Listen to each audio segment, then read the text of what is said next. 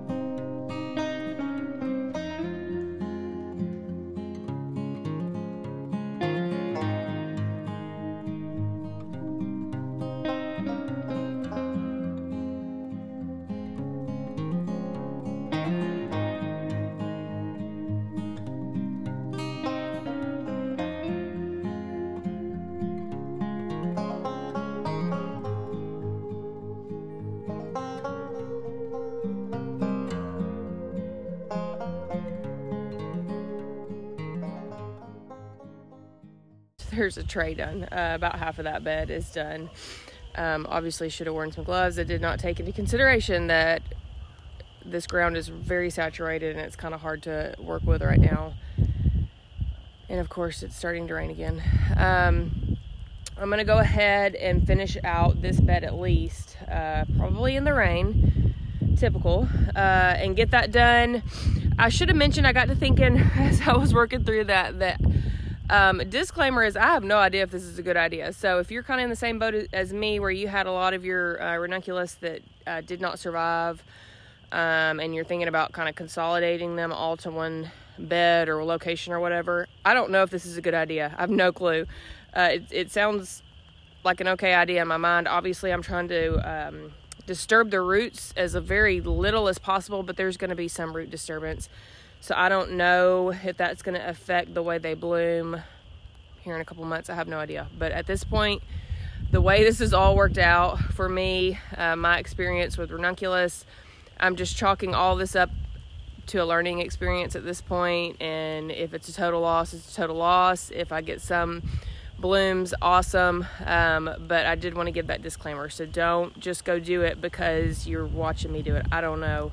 Let me be the guinea pig and I'll let you know if it works out. You can kind of check them out here. Some of my rows are a little off, but that's okay. And then some of these guys, like I think this one right here in particular is one that was actually several really small plants that I kind of just bunched together and planted them together. Again, I have no idea if that's a good idea or a bad idea. So I'm not telling you to do that. Let me be your guinea pig and we will find out together in a few months. I really don't know. Okay, that was a little bit of a task. But we are now consolidated down to really 2 beds. I was able to clear out 3 beds. It took me, I don't know, maybe an hour to do. My back is killing me now, but I'm going to try to flip you around here and show you a little better. This is all Ranunculus. I don't know. We'll see how they do. I'm a little concerned about them tonight just because the ground is so saturated from all the rain we got last night, and then it's going to get down really cold into the low 20s tonight.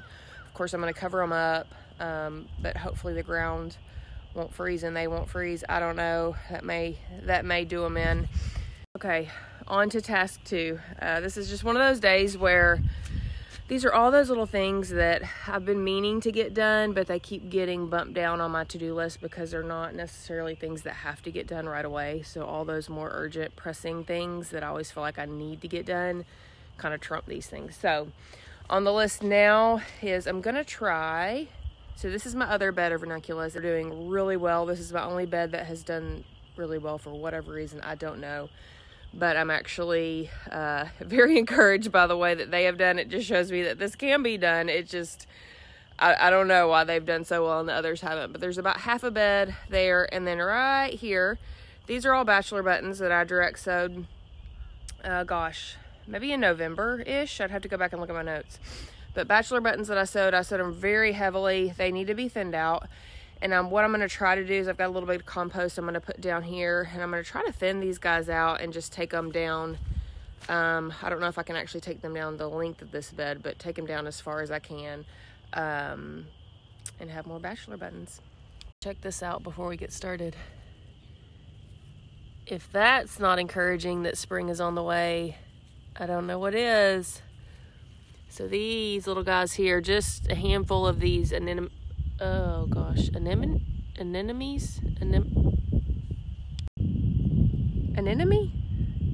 or anemone oh my gosh, what is it called? I'm having a moment. And it's an anemone. Isn't that the flower? Anemone? I may or may not edit that out. I don't know.